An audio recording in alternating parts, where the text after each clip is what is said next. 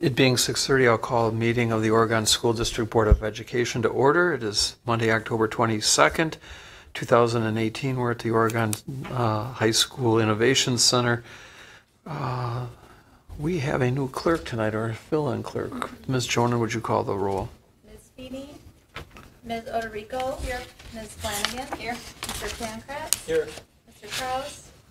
Mr. LeBrun? Here. Mr. Zach? Present. Board has a quorum, and I was notified by Barb that she was out of town this weekend and was detained late today, so wasn't going to be here. And Mr. Kraus is ill and emailed me and said he would not be here tonight. So I've got proof that the meeting has been appropriately noticed under Wisconsin Open Meetings Law, and that certificate will be with Ms. Jonan.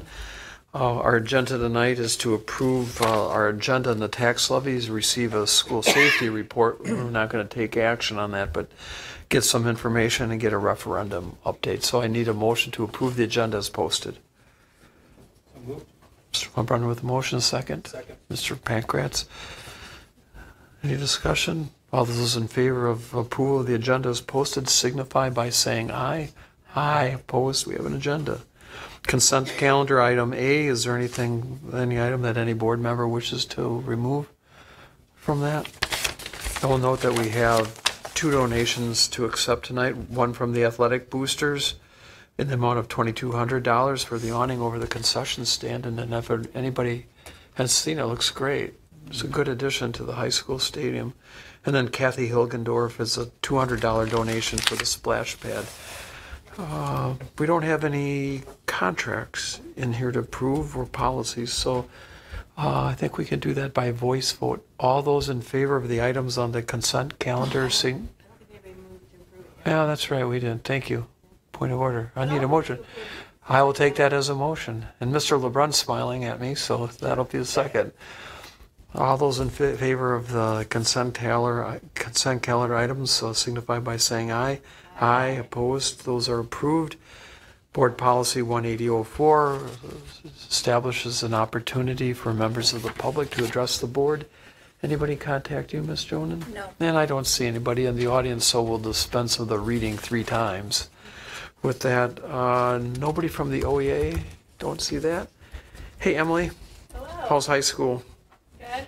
I watched one of your videos. You were great. Oh, thank you. Yeah, you're a star. So, anything to report? Just keep things are going. Got midterms coming up? Well, except in like my Okay. Very good. Thanks. Takes us to action item D1, approval of the 2018-2019 budget. We had a preliminary report a month ago, and we approved it preliminarily at the annual meeting. But any updates from us for the board? You bet. So tonight, present the budget to you. It's been quite a bit of work putting this thing together, as always. It's kind of very high level again. If you have questions, we can talk about those individually, but just go through a couple slides to kind of give you a feel for it. Tonight, this budget is based on the referendum not being approved. So if the referendum does get approved, there'll be some adjustments that we'll have to make.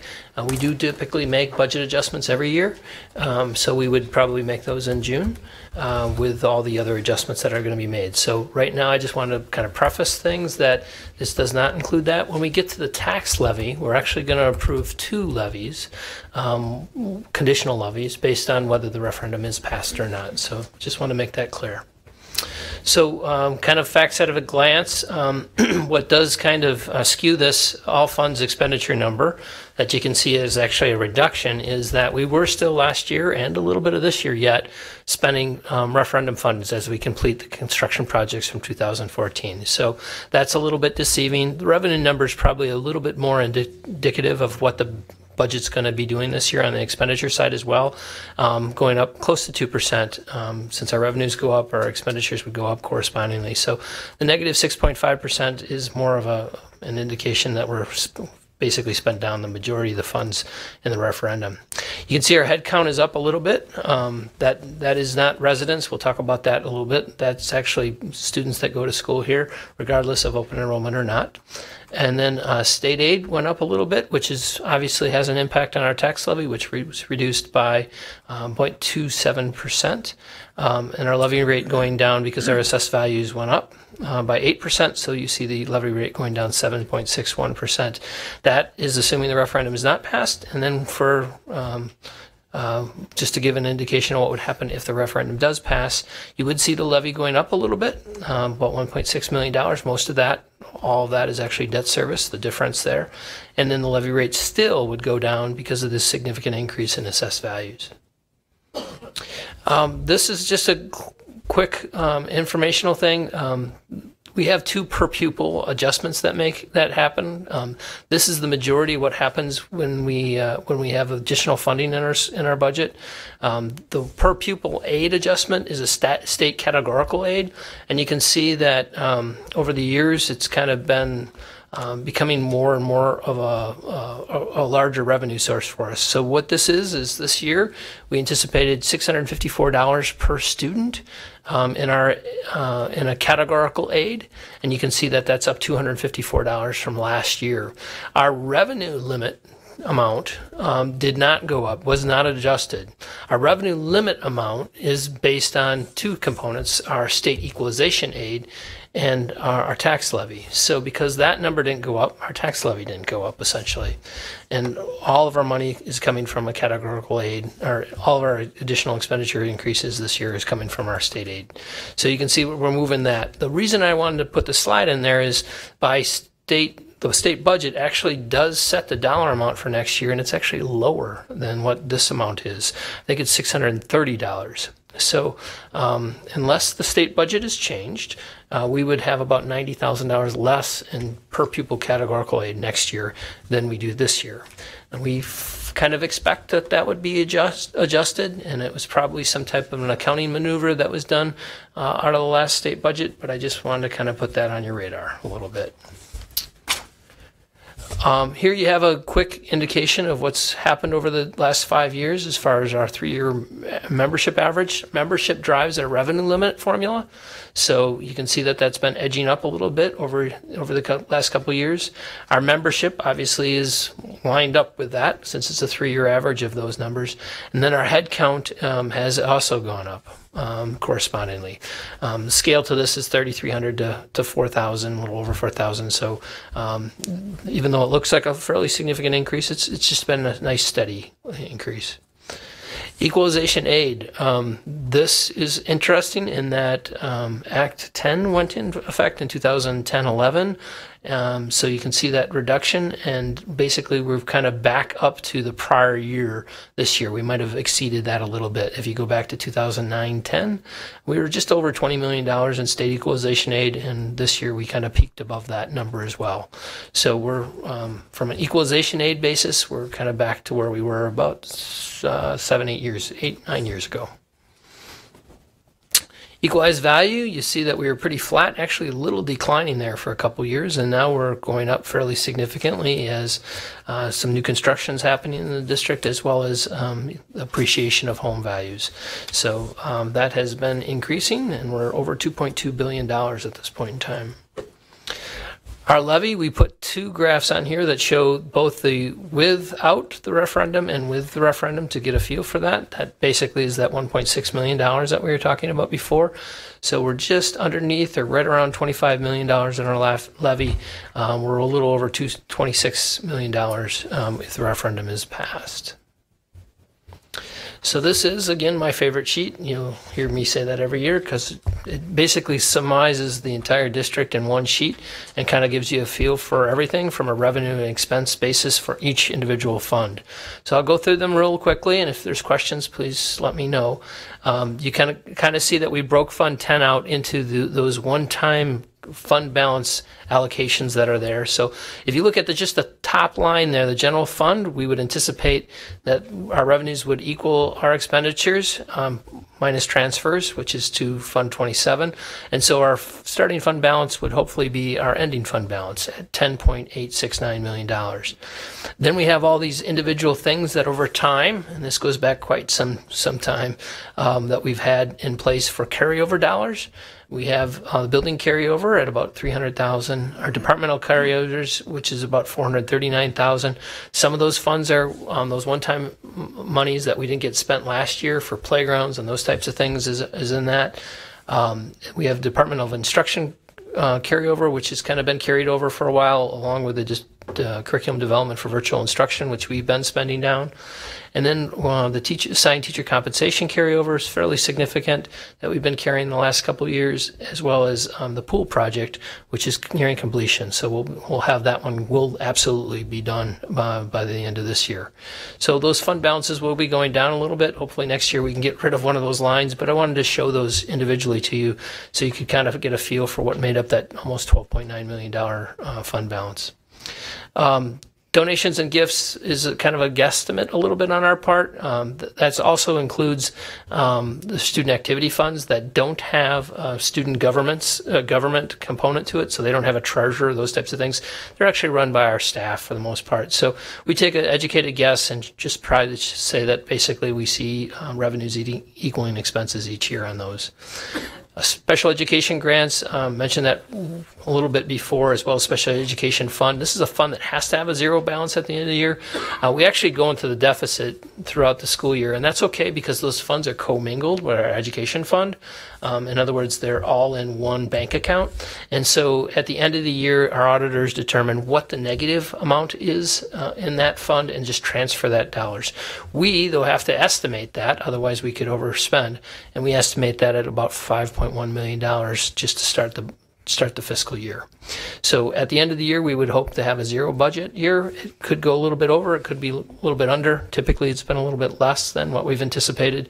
And so then whatever the transfer is, it is at that point in time. But we will end the year with a zero balance. Non-referendum debt, this is kind of composed of three different things, two of which are ending this year. I was mistaken. I was thinking only one was ending, but all three are, or two of them are. The first one, which is the most significant one, which is over $300,000, is we have a WRS unfunded liability, which does not get completely paid off. We sold bonds about 16, 17 years ago. It doesn't get completely paid off until about 2023. But then after that point in time, we will not have any more payments to our non-referendum debt fund. Basically pays for bond payments. The other two things which will close this year are we had some zero interest bonds back when the economy was a little rough, some stimulus dollars where we replaced the entire roof at the middle school. Our last payment for that will be this year. And that's around $55,000. And then our last payment for J.C. Park East, when we borrowed $500,000 for that project, that last payment will also be this year. So next year, those funds right now come from our capital maintenance funds, the $600,000 that we have allocated. So next year we'll have that full $600,000 available for those capital projects. Debt service does pay for the bonds that we used to build the renovations this last in 2014, as well as a little bit more that is ending this year. So the remaining portion would be just the 2014 bonds, which won't expire until 2034, as well as if we are able to allocate more referendum bonds with the referendum in about 2 weeks. Food service fund, that fund is designed to have a zero balance at the end of each year. So you can see that we are anticipating revenues equal expenses in that fund at $1.5 million each. And then OPEB, our employee liability fund, our employee post-employment benefit fund, as well as our employee trust fund, are combined into the Fund 70 series, and we make an educated guess each year as to what's going to happen in there. You can see our OPEB fund, we're trying to fund a little bit more each year so that we can get rid of the liability. So we'll be hopefully getting to about $4.5 million in that fund this next year. And our employee trust fund really depends on who's retiring and then what our choices are for those funds, whether that goes into a 403B for them or if they need health insurance purposes, we will put the funds into a trust fund for them when they're sick leave conversion. And so we do an estimate on that as well. Our pool funds are community education funds, are Fund 80. We're also required to have a zero balance each year. So we did have a little balance at the end of this last year, about $41,000. So we're under levying in anticipation that we need to use those funds up this next year. So if you look at revenues to expenses, they're not balanced because by design, they're supposed to have a zero balance at the end of the year. So we intentionally underfunded the community ed funds in order to get that to zero. Cooperative Purchases Fund is just two things. It's Carl Perkins, which is a multi-district grant fund that we use for vocational education, as well as the Badger Conference. We have been the administrative agent for that for a couple of years, so those funds are run through Fund 99 as well. And again, it's not supposed to accumulate a balance or anything, so we anticipate a $0 amount at the end of the year, as it was this last year. So, you bet. Did I hear you correctly that the Food Service Fund 50 is supposed to have a zero balance? I should be careful with that. It's not designed to make a profit. We do like to have a little bit of money in there in case we have equipment that needs repair, those types of things. This last year, I think I mentioned in a prior report, we had a freezer that we completely replaced, the walls and everything. It was original to Netherwood Knoll, so it was a little rough when we got that out. And then we have combi ovens and those types of things that go out that we have to replace. So this last year, we spent about $100,000 in capital, so we did reduce that balance a little bit. That was a heavier year than normal. Oh, so that date of July, you've since spent that down a little bit? We didn't. Yeah, we spent it down a little bit. A lot. The $100,000 was actually last year. We replaced another combi oven this summer. So, and I think some of the expenses for the freezer project are coming out of this year as well. Okay. So it's kind of a contingency. It's kind of a contingency. You don't want it to be zero because if you have something happen, but you're not also trying to have millions of dollars in there. Okay. Thank you. Yep. Okay, I will just quickly kind of share what makes up these funds at a very, very high level. Revenues, the majority of our money is coming from property taxes, as you can see here. And the other side of that is general state aid. There's also per pupil aid. So if you added the per pupil aid and the general state aid together, you'd be at about 47%. So you're a little bit more actually than property taxes for our district. And then the rest of it makes up very small portions. Open enrollment is about 5%. And then we just kind of combine the other revenue sources into grants and then others, so which amounts to a total of another 5% or so. On the expenditure side, kind of chop that up a couple different ways. One is what's called object codes, which basically kind of talks about what the purchase is. So if you can see, this is just Fund 10. If you were to add our salaries and benefits together, you're at about 65% or so. That's a little deceiving though, because you can see there's this big chunk called 10%, which is operating transfers. That's that $5 million that goes to special education fund. That's mostly salaries and benefits, a great proportion of it. So if you added that to it, we're closer to 75% of salaries and benefits. The other component that could be salaries and benefits, it really is determined based on how the district funds certain things, is that 16% for services. That could be, for instance, Middleton Cross Plains has their own buses. So we have contractors, that's where those funds are paid out of. It also pays things like utilities and those types of things. So services are fairly large, but it does those things in addition to, it basically substitutes for employees. The other component of that that's maybe a little unique to our district is our night cleaning is also contracted, the vast majority of it. So that's around $500,000 a year that we use contracted cleaning services, and so that's in that 16% as well. The next component is function of general fund or Fund 10, and that's what do the dollars actually fund. So we kind of show you that about half of our dollars in direct instruction, and direct is an important word because there are other types of instructional services that we provide, pupil services, those types of things. There is still direct delivery to students, but not necessarily instructional services as designed by or as designated by the Department of Public Instruction. So you kind of see what that is. Pupil services makes up a certain portion of that, instructional services. 16 is called business administration, but it also makes up maintenance and operations. So wanted to kind of show that large percentage also basically runs all of our buildings.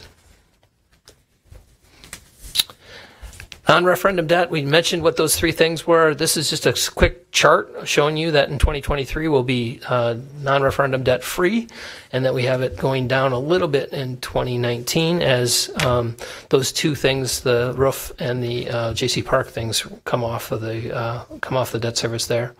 Referendum, we kind of wanted to show you what was happening here, how we have referendum debt out to 2035, it looks like actually. But then we would be putting this overlay on there of the $44.9 million, and it would be very steady once the referendum, if the referendum is passed. So then the tax levy is made up of two components, or we're looking at two different levies. That's not the agenda item that we're talking about right now, but this is how it would break out. Without the referendum, we'd be needing a resolution for a tax levy of $26,095,514, and with the referendum, if the referendum would pass, it would be $27,805,029, and then you have the corresponding mill rates below. So I will entertain any other questions that anyone may have. Tim, any questions? No, not right. Krista? Courtney? No. Troy? I just noticed, I think there's a typo on this document. The budget on the summary, the recommended mill rate should be 10.68. Oh, my apologies. Put the 11 Okay, both times. we don't want that. So that's on the levy rate one, or the budget? On the budget. On the budget. Okay. Yeah, Yep. budget. Yep, you're right. Apologize. That's all I had. Seeing there are no further questions, I need a motion to approve the budget as presented by Andy. Ms. Flanagan with the motion. Is there a second? Ms. Oderico with a second. Any discussion? Yeah, go ahead. This was just interesting to me, and it's just a point of information, and hopefully I calculated correctly, but I just thought it was very, very interesting that our total enrollment is 4,096 compared to last year 4,047, where our percentage of special ed and ELL pretty much stayed the same. But if you look at students that are economically disadvantaged, it went from 16.2% last year, which was 655 students, to 18.4%, which is 753 students this year. And so that's pretty stark to me. Thank you. Anything else? With that, just for clarification, has anything changed with the definition of? Not to my knowledge. Okay. I can double check that, but not to my knowledge. Okay. Before you vote, thanks Andy and Cara for putting together the budget and all the work that goes into it and the lead up. For members of the public who are watching this, we've got a really terrific budget document that will be available. I think we can get that online, the link. It's not only just this year's budget in summary form, but it includes some really good historical economic data and census data. So those of you who are inclined to be interested in that sort of stuff, it's an excellent resource about the operation of our district, and I encourage you to go online to take a look at that. So thanks, Andy. It was good reading. Couple points, and Scott, I know you're listening, and so this is my another shout out to you. The tax levy is going down. I mean, the amount that we levy tax holders is going down, and so as we approach 2 weeks from the referendum, I think that's a keynote of significance for people to consider. Even with the referendum, our mill rate's going down from 1156 to 1138, if that referendum. So the mill rate's going down. There was a really good chart in here about the 2016-17 total current educational costs, which is it's a calculation to fund total costs of operating educational expenses in the district. And in the Badger Conference South, other than Milton, we're the lowest district. We have the lowest cost in terms of the current educational costs other from Milton. So that should be significant. So when people consider whether or not to support the referendum, the economic stability of this district is a fact that they should take into consideration because we've been very prudent with our money. Would you call the roll? Ms. Flanagan. Yes. Ms. Oderico. Yes. Mr. Pankratz. Yes. Mr. LeBrun. Yes. Mr. Zak. Yes, we have a budget for 2018-2019, halfway through the budget year. Not quite, but you know, it's just one of those we're unique, into it. one of those unique aspects of school district finances. Yes. That takes us to, now that we have a budget, we need to certify tax levy. And so, Andy, I think that's yours as well. It is, and we have the right rates on this agenda item. Sorry about that. So basically, this is just a continuation from the budget document that we're looking for a approval of two levies, one if the referendum is not passed and one if the referendum is passed. We have to certify by the 10th. Since the referendum is on the 6th, we don't have a significant amount of time, so we ask that you designate the board president to review the referendum votes and then certify one of those two referendums. And we've checked this with legal counsel Brian Lancer from Quarles and Brady, and he's indicated that this is the way we should do this. Anybody have any questions regarding the levy? Okay, then I need a motion to approve. We just do one motion. Yeah, one motion, which would be to approve both levies. One, yeah. I'll move to approve. Okay, second. Second. Tim with a second. Any further questions or comments? Then we would need a roll call vote. Ms. Flanagan. Yes. Mr. LeBrun. Yes. Ms. Oderico. Yes. Mr. Pankratz. Yes. Mr. Zak. Yes, and we have a levy to certify. And Andy, you're directed to so certify, and we'll talk the day after. On the The 7th, vote. you bet. Okay. That takes us to school safety report, and I think that's you too, Andy. It is. Okay, and it's the Andy Weiland show. All You're doing right. really well. It's Well, thanks. 6:50 it's 6:57. If that's the not only that we're criteria, not that we're noting that. I'm going to be okay. So it wanted to kind of just bring you up to speed on school safety. There's a lot been happening over the last 6 months. And so we wanted to kind of just put a little presentation together for you to kind of get you up to speed and then tell you that we're going to be talking a little bit more school safety over the next couple weeks or months because of some of the requirements. So a little bit of a refresher on what's happened here. In March 2018, there was some $100 million in school safety funds were allocated throughout the state of Wisconsin. With that, it was actually passed in 2017. It was called Act 143, and it requires a couple things. It requires us to submit things to the Department of Justice, who now has a new division for school districts. It has one permanent employee in it currently, but they have a significant amount of other people who are temporary that are helping them kind of through this process. We have to basically submit our safety plans to them, and we did that. We have to talk about and certify our training dates and our drill dates. So training would be for staff, and then drill would be all drills for our students and during school.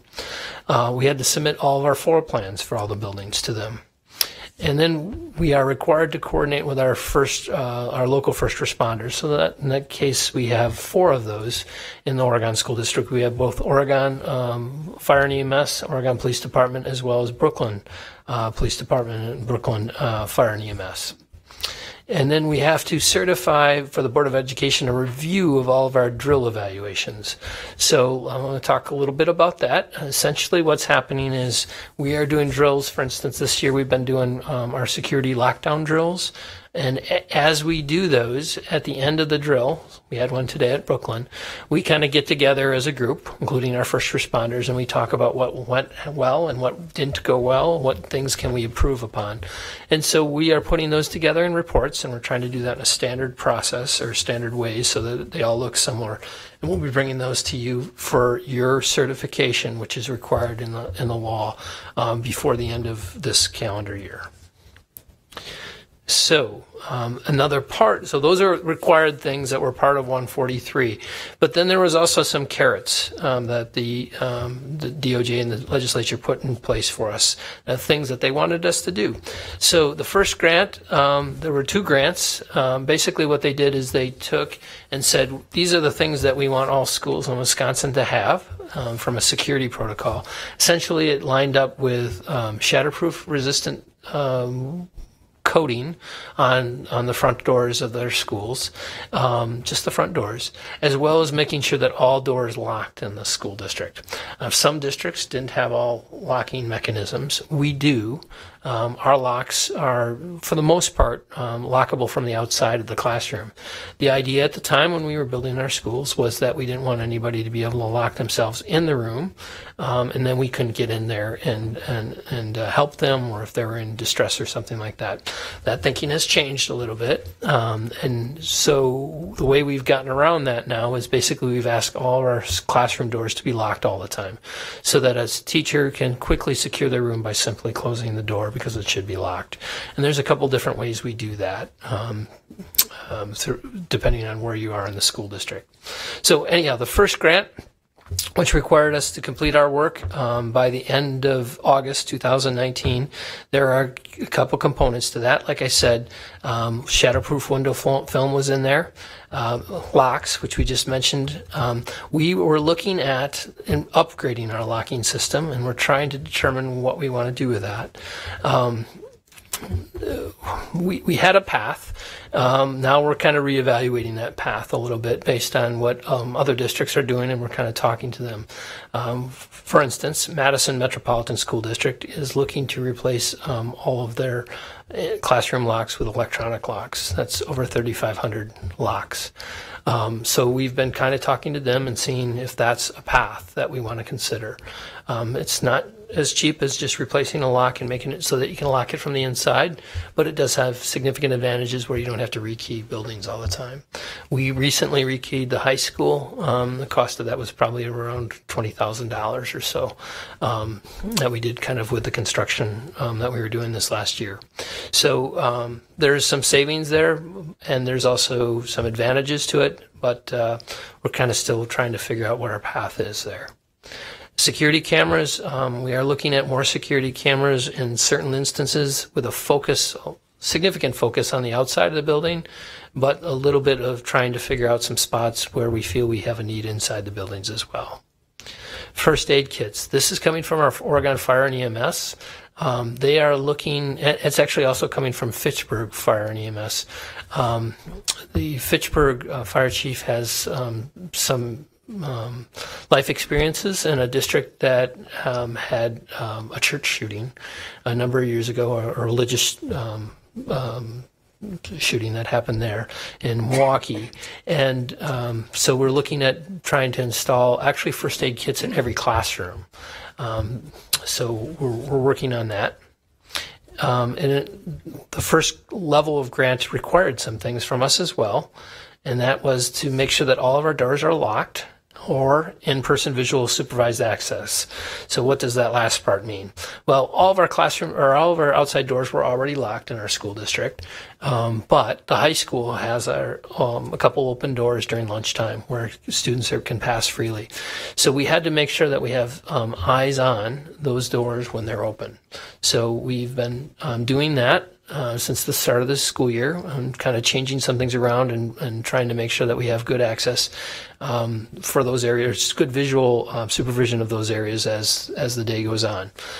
Having the construction that we did back in the 2014 year put us in perfect place for that. There's a lot of districts that are in a lot worse shape than we are with that. It also required 3 hours of full-time training for our staff in mental health.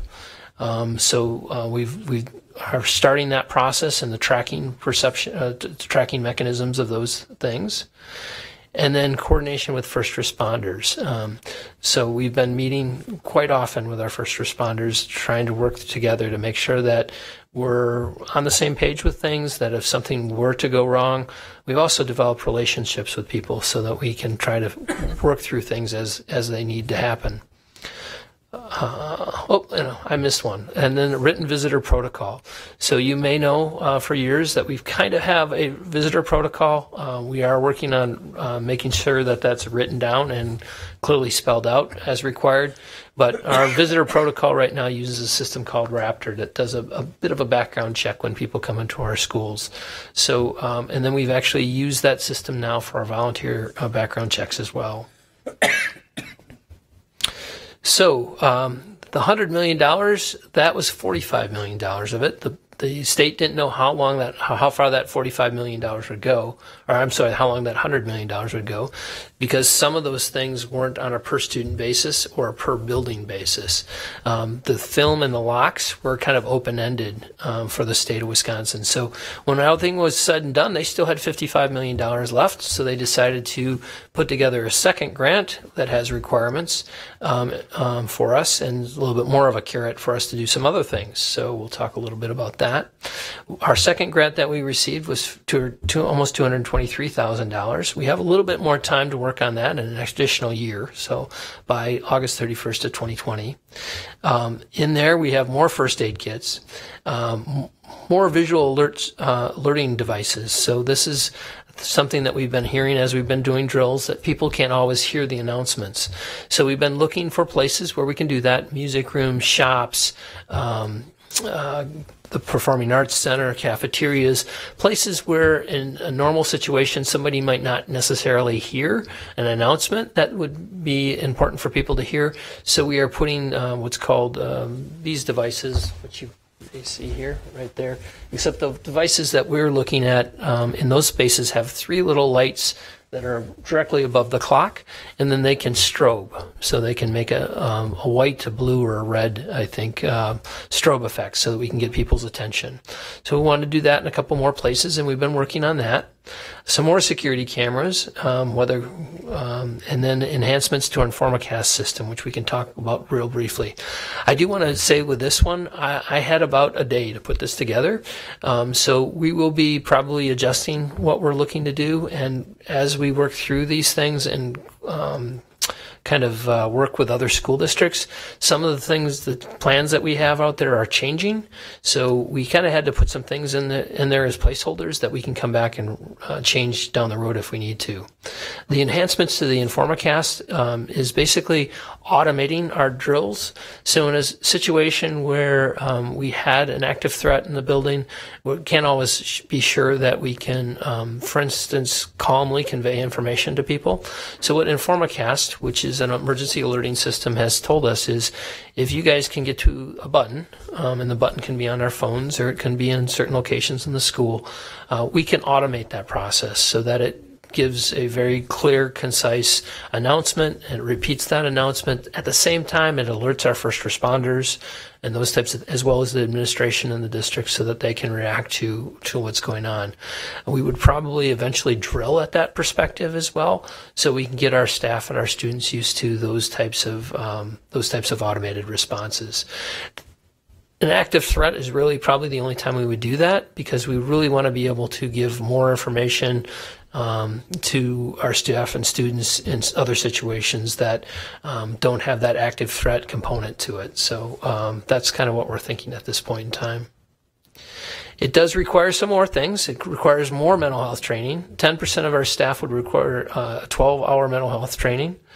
And then also what's called school safety intervention teams and threat assessment teams, which are teams which basically kind of include our first responders and look at kind of our buildings, as well as the threats that we may hear about during out the school year, so that we can react to those. So they, of course, all have acronyms that we have to have acronyms in education, so we have a couple more there.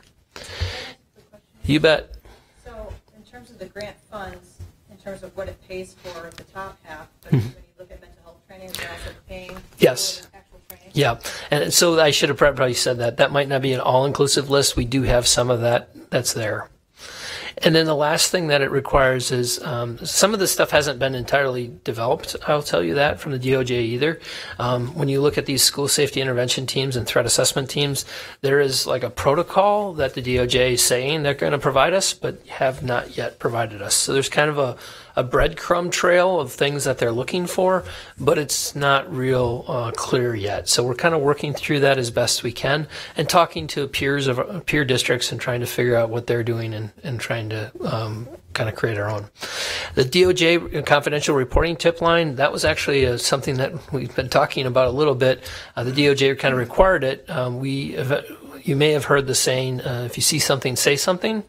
That's very popular. It actually is trademarked, however, by the Department of Homeland Security. So we tried to see if we could use that, and they would give us their blessing to use that. And they said no. So we are coming up, the DOJ is going to come up with something similar that we can have as a way for people to confidentially report information about threats that they feel about their school district. So that's the last component of the requirement for that second level of grants funding. So next I wanted to kind of share a tool that we found. CISA 2 was doing kind of a vendor fair, and so we I went there, and we were talking to different people from the DOJ, and basically there's a company out there called Navigate Prepared. And what impressed me with them was that we have a system that does training for ourselves. It's an online training system provided to us for free by our insurance company called Safe Schools Training. And in there are the Dorn brothers, who are well recognized in school safety as experts. And they consulted with this company to basically create an online platform for school safety purposes. So what Navigate Prepared does for us, and we're still working on that, is we're taking kind of our old plans and we're putting our old plans into what Navigate Prepared through a template that Navigate believes Wisconsin is going to land on, which is actually a FEMA template for school safety. So we've been filling that out. And then the other things that have been, and what that allows us for is those plans are accessible electronically, and they're shareable with our first responders. So our first responders would know what we're doing, as well as what as they can share what they're doing with us as well, and so that we're not kind of at cross purposes with each other. It also did a mapping system, and this last week we had an employee from Navigate who was in all of our buildings, and it was kind of interesting. He went through and had a map of our building, and then I'll show you this, hopefully. Sorry about this. I got to jump around a little bit. So each of our buildings had a map, and then so this is, for instance, the room that we're in right now, and he had a little program, a little device that he came in, and you're not going to see us in it, but basically this is the room we're in, and it's a 360-degree room view of the entire room. So if our first responders had any questions about what a room looked like, where fire extinguishers were, where any major utility components were, they're all put on a map, and then people can kind of see where those things are. So this gives you kind of a feel for how that all worked. Every single room in our district, he did that too, and so then that's all correlated to a map. And then there's icons that kind of talk about what those different things are in each area. Our first responders really liked this system when we kind of did a demo for them, and so that's what encouraged us to move down that path. So The other thing that I'll share with you regarding Navigate Prepared is they do have what's called a student attendance function. So we actually have the schedules of every student that we have in the district, as well as every teacher in the district, in this Navigate Prepared system. So depending on if there was some type of an emergency and we had to take a roll, our teachers, once we have this fully rolled out, because we're still in the process of it, will have the attendance basically on any smart device that they have. Then we can give them access to that. And then from a central location, we can then identify who may be missing or not missing based on the information that the staff are providing to us. There's also a reunification model. Reunification is a concept where when an emergency would happen, how do we reunite people to their families? And so they're working on that, and that module is supposed to be coming out in the fall. And then the last thing I would share with you is they do seem to have a constant stream of additional resources for school safety that they're bringing into play. So we're getting weekly emails, videos, those types of things to consider, as well as recommendations and certain types of safety protocols. So wanted to kind of just recap a little bit this quick report, talk a little bit about what we've been doing. So we've had a focus on preparedness and mental health in the district. Some of that mental health actually exists prior to what these recommendations are. The student services and the instructional services parts of our district have been working on those things because we know how important they are. But we did site assessments in the spring with our first responders. So we basically walked all of our buildings and all of our grounds with our fire department and our police department. We did lockdown drills in the spring. Some of our buildings were doing those fairly constantly, but we made sure everybody did them in the spring. We did multiple training sessions with staff, with Alice. That's a protocol that talks about different components of our safety response plan. Monthly meetings with first responders since about spring. We've done lockdowns this fall. We're completing the last one, I think, on Wednesday this week. We had the second to last one today. We've done staff training with Oregon Fire and EMS. Their new kits that they have, they've been doing training with leadership teams at all of our schools. Staff training with Oregon PD. This is the active shooter training. That's actually happening this week at the high school on Thursday, one of our PD days. They're going to spend a couple hours with our staff. We've had multiple staff trainings on mental health, and I think that's, what else do I have? Oh, okay. So those are some of the things that we're going through and trying to just navigate the whole process with school safety, which seems to be constantly evolving. What we're going to be doing now is, because the law requires you guys to approve our school safety plans and our drill evaluations, we're going to be bringing you a draft copy of those on November 26th, so a month from this meeting. And then on December 10th, we're going to ask for hopefully your approval of those funds so that we can submit those to the DOJ before the end of the calendar year. The other thing that I wanted just to kind of put on your radar is we're doing the best that we can with safety, but I think we're probably going to need a request for the next budget round for some additional resources and staffing in this regard. So just wanted to kind of just get that on your radar, if nothing else. The systems that we're developing and those types of things are fairly complicated at times, and they do take a little bit of maintenance and as well as ongoing training for all of our staff as we continue to get bigger. So, any questions that anybody may have? Courtney, anything? Troy? Tim? I just want to note that clearly, I mean, the grants came up quickly, and the deadlines came up equally as quickly, and I appreciate just hearing about all the things. I can't imagine how you put something together. I know some of it was placeholder based, but it's a tremendous amount of work that is completely outside of what you usually do. And so I appreciate all the effort you put into this. Thank you. At what time, at what point does Fitchburg become a first responder? Is that only We have a school. if we have, that's very location based? Yeah, absolutely. Because the people that have jurisdiction over the site are kind of the ones that get to dictate what happens.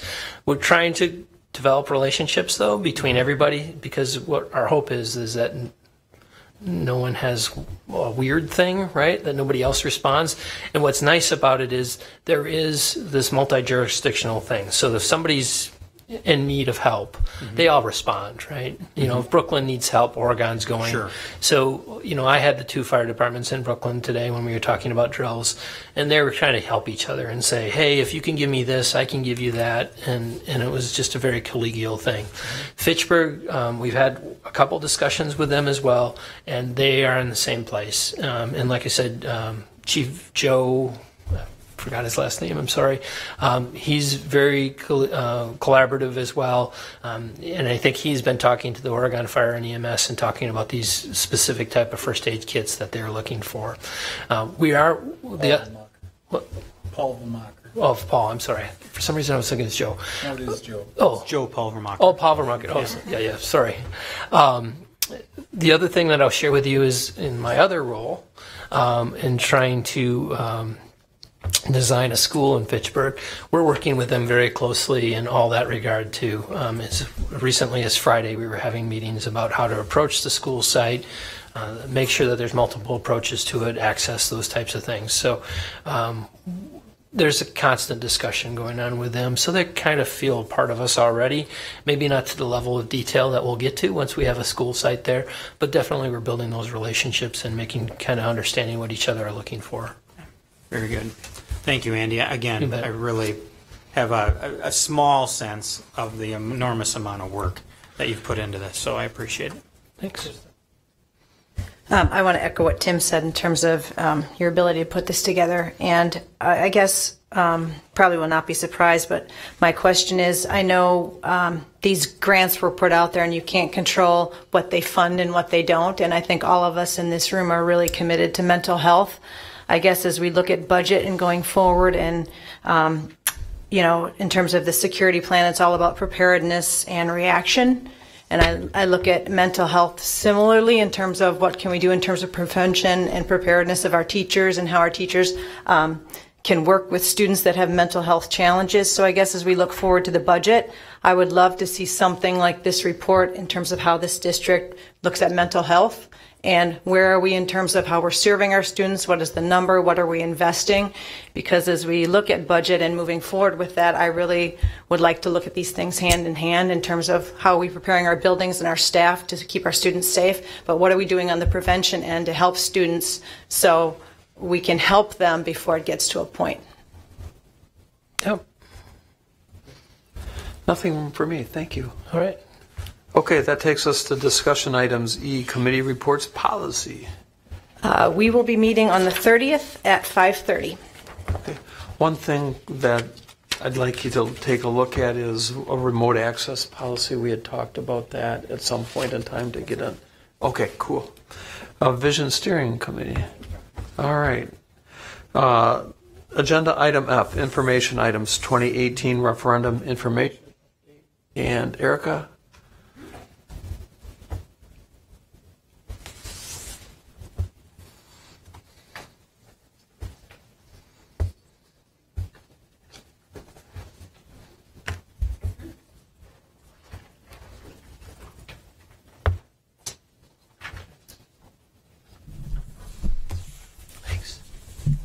Well, hello, everyone. So I'm going to give a quick report out on the activities that have happened since our last communication referendum update. So recent activity, some of you attended. We had hosted the last of our 3 community open house sessions, and we had about 10 people in attendance and had some good discussion there.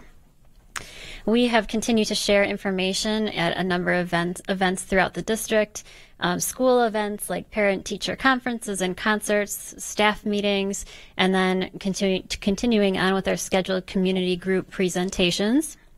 And they are listed here for your review. Hopefully some of you have seen the continuation of the Did You Know Facebook posts that we've been putting out. There have been about 3 a week, including a video. The video series was the next one. There were also 2 interviews, if any of you caught them, on local news channels. Those were last Monday night, I believe, Channel 15 and then Channel 3. and those are also posted on our website if you didn't catch them and want to take a look. We had our weekly interview with the Oregon Observer for their upcoming article, which will come this week. There's been one every week, of course. Submitted Dr. Bussler's guest column to the Oregon Observer, and that is scheduled to run this week. And then today, this final postcard that we designed will be in the mail. It'll go to all residents within the district, and you should be receiving that very soon. What's to come? Again, we have our list of events, and we're just continuing to move through those and talk to people, get them the information that they need. Another weekly interview with the Observer will be on Thursday for the following week's paper. Continuing with the Did You Know Facebook series and the video posts. This week, the topic is what happens if the referendum does not pass, and that's also the plan for the Oregon Observer story. And then next week, it's going to be the nuts and bolts of the referendum. So, how do I get information about voting? There's two sides to the ballot, and the referendum questions are on the back, that sort of thing, just making sure that everyone is informed about voting. And then, of course, our website is continually updated, so whenever we get new articles come out or new information or videos, we put them on there. And then we will plan to do a vote reminder to families and staff, just so people can get out and go and vote. That's my very brief update. What questions do you have? Any questions, anybody? Anybody? No, the information's really good. Great. Yeah. Okay. Thanks. Thank you. Superintendent's report, Brian. I have a couple of quick things for your overall review. I'm sure you are pleased, just like someone to two people to the right of me, as pleased as Gina is with having the school calendar for the 2019-20 school year complete, posted on the website, and we are all set with that. Secondarily, the school budget. It's always a challenge when a system as large as ours is several months into the school year, 2 months into our school year, 4 months into our year, and we finally have a budget that's approved. It's when I tell some of my friends that are not in the field of education, they give me an odd look, and I say, where you live, the local school district does not approve their budget until 4 or 5 months into the next school year, and it is always a surprise to them. They're not aware of how public school funding really works. But you've had plenty of reports. Andy always gives you several reports before the beginning of the year. And then as we transition through our annual meeting and ultimately to the point where we are tonight, where the board approved not only the budget, but the tax levy as well. One significant change that relates to our tax levy as well as our equalized value, it is quite a feat to have the same tax levy that we had the previous year, and part of that relates to the amount of money we get from the state through our Equalization Aid formula. But also you'll recall, and Erica has shared this information, and we've made some updates to our current referendum. We were at $65 on question one, which is the capital question, the $44.9 million in terms of tax impact. And now the new projection, we're at $56 on the $44.9 million. That reduction came because of growth that's in our community. The initial estimate that Michelle Weiberg, I think you all know Michelle, she's our PMA financial advisor, she had us growing at about 4%, and we assume that to be conservative, and we assume to be higher than that. We're just under 8% this year. That's the most significant increase we've had in equalized valuation for quite some time. It also points to the fact that we are in a growing community by any measure, whether we measure it in terms of student growth, whether we measure it in terms of subdivision or potential in future development or tax base. We're in a growing, thriving school district. It's one of the first things that puts a smile on my face every day. There's other things that put a smile on my face every day, but when I think of school districts and know how some of my colleagues across the state are struggling, I just don't want us to ever take that for granted, because we're in a position where we can do some great things for our kids because we're in a growing community. Can you run those numbers by, and there's cents, right, per thousand? Yes. Okay, what were we before in our calculation for the cost of question one? Yeah, in the initial projection that we put together in September, we were at 65 cents per $100,000 of value. For 1,000? $100,000 of value, or $65. Yeah. I did a little pretest there. Thanks. Two of you Okay. you guys listen really $65 well. per 100, yeah. Yes. Right. And now we're at, I said cents before, right?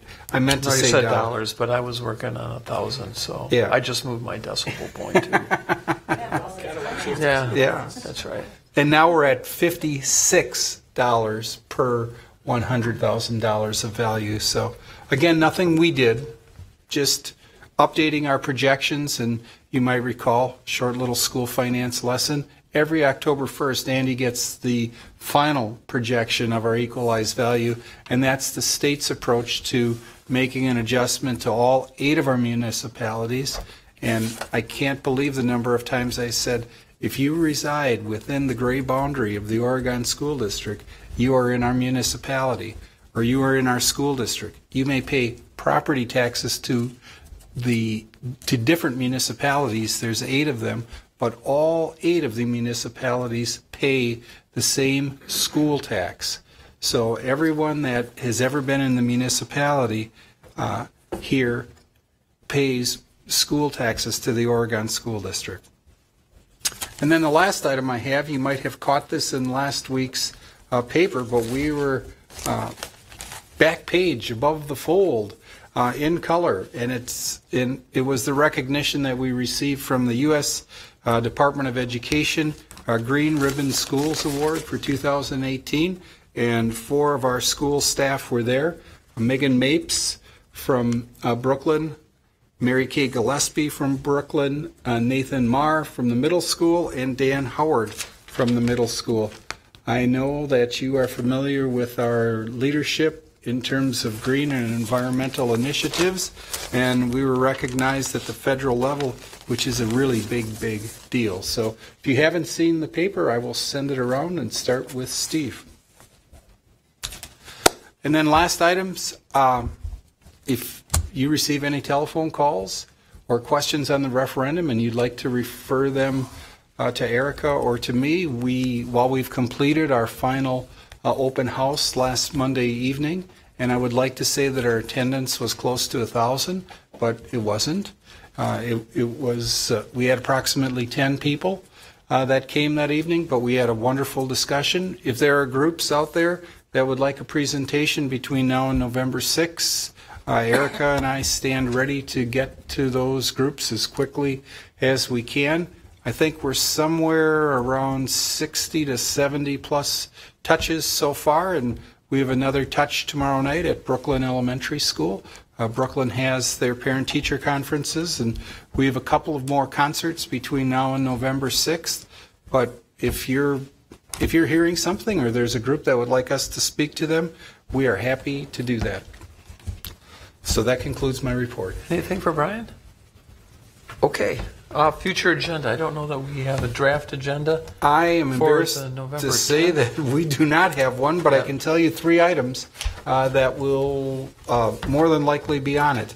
One is obviously the referendum results. We're also planning, if everything goes well in the next 2 weeks, to bring you the Student Achievement Report from last year at that typical session where all of us administratively make a presentation to the board, and then you guys collect your ideas, questions, and provide us with feedback at the last meeting in November. And then Steve and I had this conversation, so I'm checking in live time.